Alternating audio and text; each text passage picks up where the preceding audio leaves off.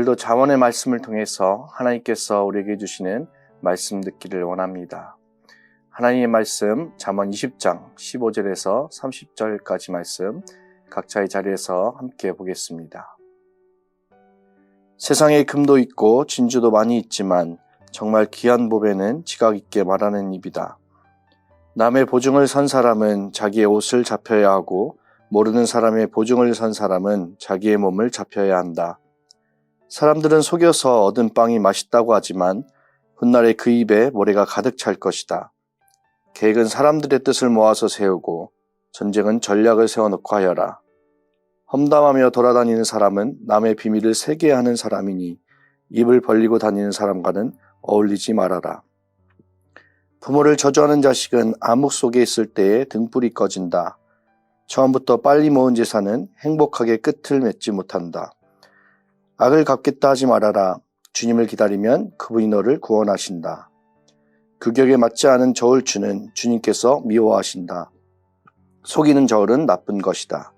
사람의 발걸음은 주님으로 말미암은 것이니 사람이 어찌 자기의 길을 알 수 있겠느냐. 경솔하게 이것은 거룩하다 하여 함부로 서원하여 놓고 나중에 생각이 달라지는 것은 사람이 걸리기 쉬운 올가미이다. 지혜로운 왕은 악인을 키질하며 그들 위에 타작기에 바퀴를 굴린다. 주님은 사람의 영혼을 환히 비추시고 사람의 마음속 깊은 곳까지 살펴보신다. 인자와 진리가 왕을 지켜주고 정의가 그의 보좌를 튼튼하게 한다. 젊은이의 자랑은 힘이요 노인의 영광은 백발이다. 상처가 나도록 때려야 악이 없어진다. 매는 사람의 속 깊은 곳까지 들어간다. 성경은 하나님에 대해 말할 때 신실하신 하나님이라고 자주 표현합니다. 오늘 말씀은 신실한 삶에 대해서 말씀하는데요. 성실함은 나 자신에 대한 태도라고 한다면 신실함은 하나님과 다른 사람을 향한 태도를 말합니다. 하나님은 우리가 하나님의 신실한 백성으로 살아가기를 원하십니다. 오늘 말씀을 통하여서 하나님의 신실하심을 닮아가기를 소망합니다. 그럼 오늘 잠언 말씀에서는 신실한 하나님의 백성의 모습을 어떻게 말씀하고 있나요? 먼저 신실하신 하나님의 백성은 하나님을 경외하며 지혜로운 말을 합니다. 잠언 20장까지 말씀을 묵상하면서 잠언 곳곳에서 지혜로운 입술, 또 지혜로운 말에 대한 말씀이 자주 반복되었죠. 왜 이렇게 말에 대해 반복하는 그 이유가 무엇일까요? 그 이유는 입술에 지혜를 갖는 것이 그만큼 어렵기 때문이죠. 지혜로운 말은 하나님을 경외하는 것으로부터 나옵니다.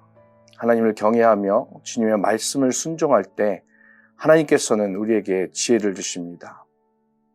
오늘 본문 15절에서 지혜로운 말을 금과 진주와 같은 보석과 비교하면서 지혜로운 말의 귀함을 말씀하고 있습니다. 하나님을 경외하는 사람과 어리석은 사람의 차이는 바로 말에서 나타납니다. 하나님을 경외하는 지혜로운 사람은 하나님의 지혜를 나의 입술을 통해 아름답게 드러냅니다. 오늘 말씀을 통하여 우리의 입술에서 나오는 말이 하나님의 지혜를 품은 아름다운 말인지 돌아보기를 원합니다. 그래서 우리의 입술의 지혜가 아름답게 드러나도록 하나님의 지혜를 구하는 우리 모두가 되기를 소망합니다. 두 번째로 신실한 하나님의 백성은 쉬운 길이 아니라 바른 길을 택합니다. 신실하신 하나님은 그분의 백성이 인생을 살아갈 때에 쉬운 길을 찾아다니는 사람이 아니라 바른 길로 행하고자 애쓰는 정직한 사람을 원하십니다. 오늘 보면 17절에는 남을 속이고 부정한 방법으로 당장의 이익을 취하지만 나중에 가서는 그것이 화가 된다고 말씀하죠. 이 말씀은 지혜 없는 사람에게 훔쳐서 마시는 물이 더 달고 몰래 먹는 빵이 더 맛있다라는 잠언 9장 17절의 말씀을 다시 상기시키게 합니다.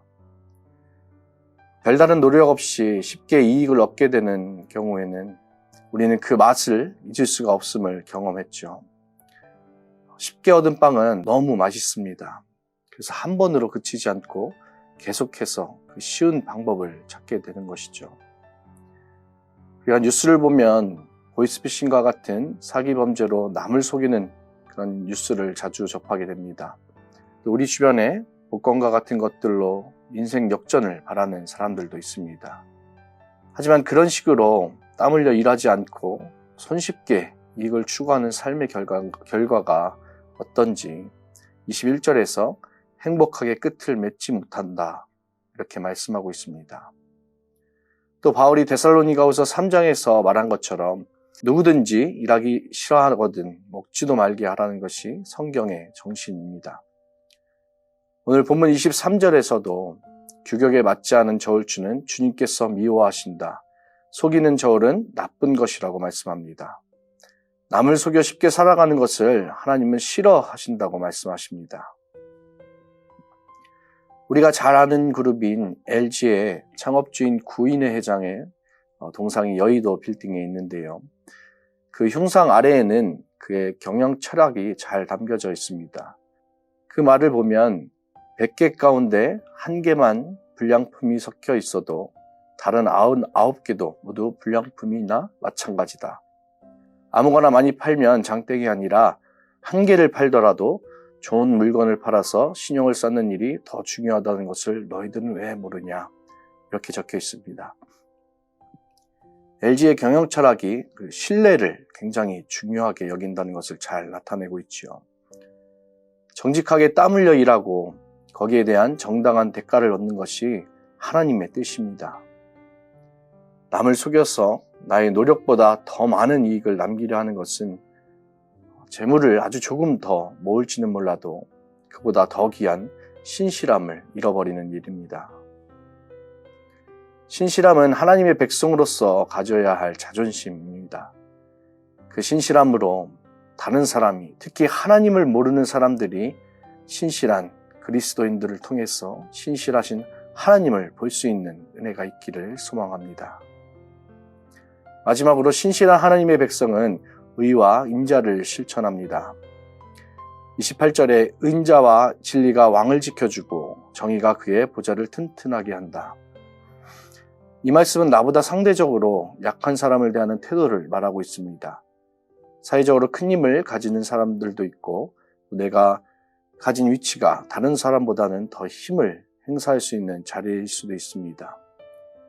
그 자리는 권력을 탐하거나 또 약한 사람들을 억압하는 자리가 아니라 주님께서 인자와 정의를 실천할 수 있는 기회를 주신 것입니다. 신실한 하나님의 백성에게 그 자리를 신실하게 활용할 수 있는 지혜를 주시기를 원합니다. 약한 자들에게 인자와 자비를 베풀고 재판이나 판결에 있어서는 의와 진실을 추구할 수 있는 것이 하나님 앞에 신실한 삶인 줄로 믿습니다.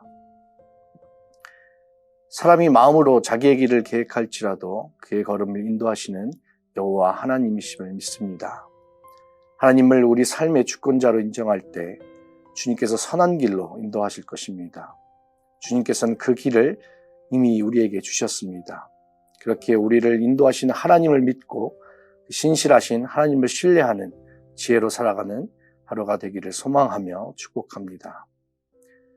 오늘 아침 말씀을 묵상하면서 하나님을 경외하는 지혜로운 입술을 구하고 또 쉬운 길이 아니라 바른 길을 걸어가며 의와 진리를 행하는 신실한 하나님의 백성들이 되시기를 간절히 소원합니다. 함께 기도하겠습니다. 신실하신 아버지 하나님, 오늘도 지혜의 말씀으로 우리의 인생을 인도하여 주시는 은혜에 감사드립니다. 아버지 하나님, 우리의 입술의 지혜가 아름답게 드러나도록 하나님의 지혜를 구합니다. 쉬운 길을 택하기보다 바른 길을 택하여 하나님의 백성으로서의 신실함을 지켜내기를 원합니다. 하나님이나 사람 앞에 신실한 자로 세워지기를 원합니다. 우리의 길을 아시는 주님, 주님의 신실하심을 닮아가는 하루가 될 수 있도록 인도하여 주시옵소서. 감사드리며 예수님의 이름으로 기도드립니다. 아멘.